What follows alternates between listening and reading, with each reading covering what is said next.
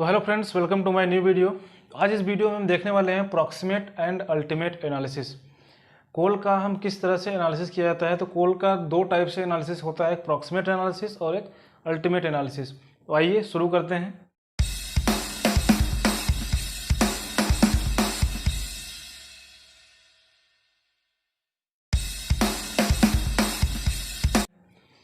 तो proximate analysis और ultimate analysis हमने दो डिवाइड कर दिया है। प्रॉक्सिमेट इस साइड है, इस साइड अल्टीमेट एनालिसिस।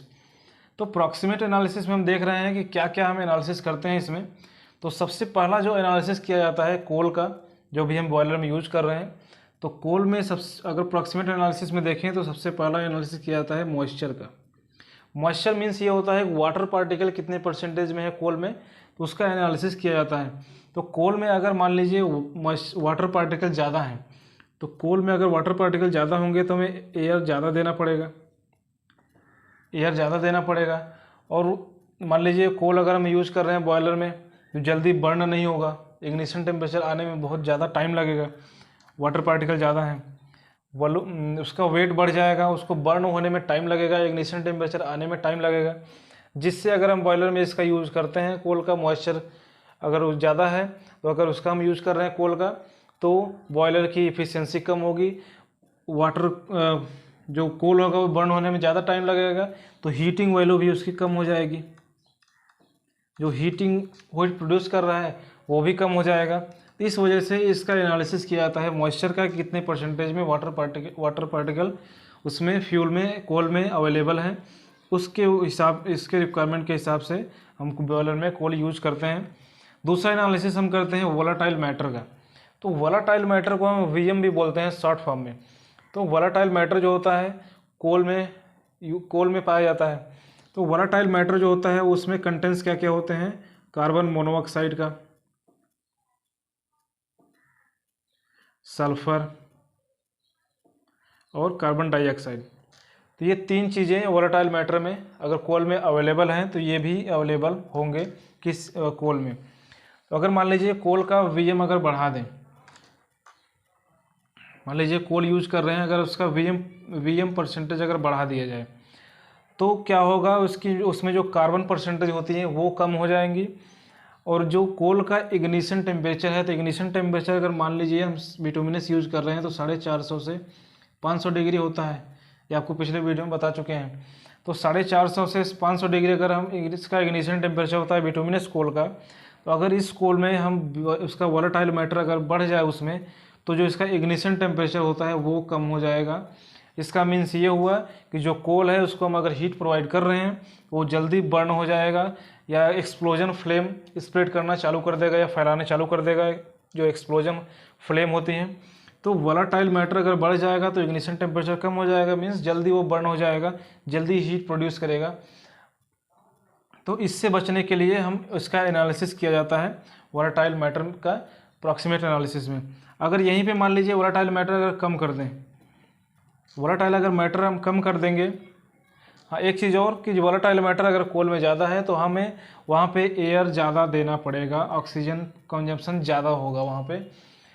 और वोलाटाइल मैटर अगर कम है तो एयर कंजम्पशन कम हो जाएगा, ऑक्सीजन कंजम्पशन कम हो जाएगा, और इग्निशन टेम्परेचर हमारा जितना पे है उतना रह जाएगा या उससे भी बढ़ सकता है।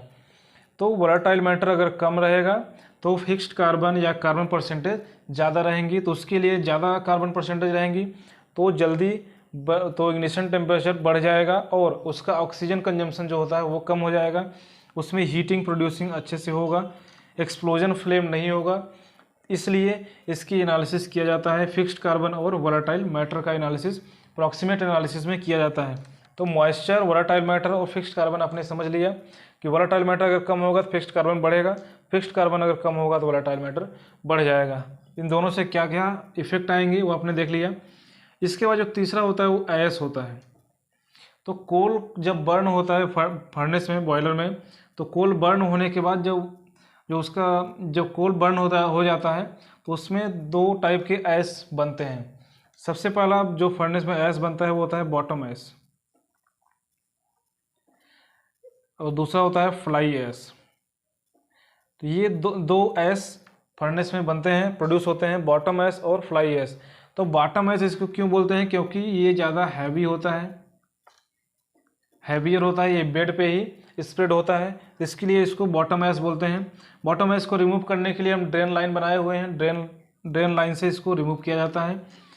और उसके बाद जो फ्लाई ऐश होता है, फ्लाई ऐश जो होता है वो लाइटर होता है और बॉटम ऐश जो होता है हैवियर होता है। तो फ्लाई ऐश लाइटर होने की वजह से ये आईडी फैन लगा होता है, तो आईडी फैन के थ्रू ये चिमनी से एटमॉस्फेयर में बाहर हो जाता है, एटमॉस्फेयर से बाहर हो जाता है, मीन्स चिमनी से बाहर हो जाता है, एटमॉस्फेयर में चला जाता है। इसके बाद जो ऐश फ्यूजन टेम्परेचर होता है इसमें, तो जो कोल बर्न होने के बाद जो ऐश बचता है, कोल बर्न होने के बाद जो ऐश बचता है, तो ऐश क्या होता है, एक सॉफ्ट होता है, बहुत ज़्यादा सॉफ्ट होता है। ये ऐश का टेम्परेचर राइज होता है, राइज होने के बाद ये कुछ टाइम के बाद इसका ये फ्यूज हो जाता है। फ्यूज होने का मतलब ये हुआ कि इसमें हीटिंग वैल्यू 0 हो जाती है, मतलब इसमें हीट नहीं रहता है, नहीं रह जाता है, नेगलेक्ट हो जाता है। इसके बाद ये मेल्ट हो जाता है। तो मेल्ट होने के बाद क्या करता है, ये ट्यूब पे, वाटर वाल ट्यूब पे या इवेपोरेटर ट्यूब पे या सुपर हीटर ट्यूब पे ये चिपक जाता है, मीन्स जाके चिपक जाता है। तो उसको ना चिपके, उससे बचने के लिए हम इसके ऐश फ्यूजन टेम्परेचर को देखते हैं, ताकि वो ऐश फ्यूजन टेम्परेचर से हम बेड टेम्परेचर को मेंटेन करके रखें, ताकि वो ऐश फ्यूजन टेम्परेचर हम ना ला सकें, जिससे वो ऐश फ्यूज होके जाके वो ट्यूब पे चिपक जाए या स्टिक हो जाए किसी भी ट्यूब पे। तो उससे बचने के लिए हम बेड टेम्परेचर को मेंटेन करके रखते हैं। और जो ऐश फ्यूजन टेम्परेचर होता है वो कितना होता है, तो ऐश फ्यूजन टेम्परेचर जो होता है, ऐश फ्यूजन टेम्परेचर होता है 1200 डिग्री से 1400 डिग्री सेंटीग्रेड तक ऐश फ्यूजन टेम्परेचर होता है, कोल ऐश फ्यूजन टेम्परेचर। तो इससे कम ही हम बेड टेम्परेचर को मेंटेन करके रखते हैं, ताकि ऐश फ्यूज ना हो, मेल्ट ना हो, और ताकि ट्यूब पे स्टिक ना हो, ताकि ट्यूब में जो हीटिंग ट्रांसफ़र हो रहा है वो अच्छे से हो। इसलिए अप्रॉक्सीमेट एनालिसिस में क्या क्या होता है, मॉइस्चर, वोलाटाइल मैटर, ऐश और फिक्स्ड कार्बन की एनालिसिस होती है, किस में कितना कितना एलिमेंट कितने परसेंटेज में ये सब अवेलेबल होते हैं। अल्टीमेट एनालिसिस में carbon, hydrogen, sulphur percentage, nitrogen percentage और ऑक्सीजन परसेंटेज को एनालिसिस की जाती है। तो जो हमारा कोल होता है, कोल में मेनली 3 एलिमेंट होते हैं, कार्बन, हाइड्रोजन और सल्फर, और अदर गैसेस भी होते हैं और फाइंस भी एलिमेंट भी पाए जाते हैं कोल में। तो इसको हाइड्रोकार्बन भी बोल सकते हैं, हाइड्रोकार्बन भी बोल सकते हैं। तो नाइट्रोजन जो होता है वो नॉन रिएक्टेबल होता है, लेकिन ये ऑक्सीजन के साथ मिलके NOx भी बना सकता है, नाइट्रोजन ऑक्साइड। तो सॉक्स और नॉक्स, ये बॉयलर में दो एलिमेंट का, ये बॉयलर में 2 चीज़ें बहुत ही डेंजरस होती हैं। इसको रिमूव करने के लिए हम बहुत से अलग अलग प्रोसेस करते हैं। सॉक्स को रिमूव करने के लिए और नॉक्स को रिमूव करने के लिए, सल्फर ऑक्साइड और नाइट्रोजन ऑक्साइड को रिमूव करने के लिए हम अलग अलग प्रोसेस करते हैं। तो उसके प्रोसेस के बारे में हम अलग से डिटेल में एक वीडियो में बना देंगे, जिसमें आपको अच्छे से समझ में आ जाएगा। और इसमें ऑक्सीजन परसेंटेज भी देखा जाता है, फ्यूल में कितना ऑक्सीजन परसेंटेज है। तो ये हो गया अप्रॉक्सीमेट एनालिसिस और ये हो गया अल्टीमेट एनालिसिस। तो आपने देखा कि इसमें carbon, hydrogen, sulphur, nitrogen, oxygen का एनालिसिस किया जा रहा है। इसमें मॉइस्चर, वोलियम, ऐश और फिक्स्ड कार्बन का एनालिसिस किया जा रहा है। तो आई होप आपको ये वीडियो पसंद आया होगा। मिलते हैं नेक्स्ट वीडियो में नए टॉपिक के साथ।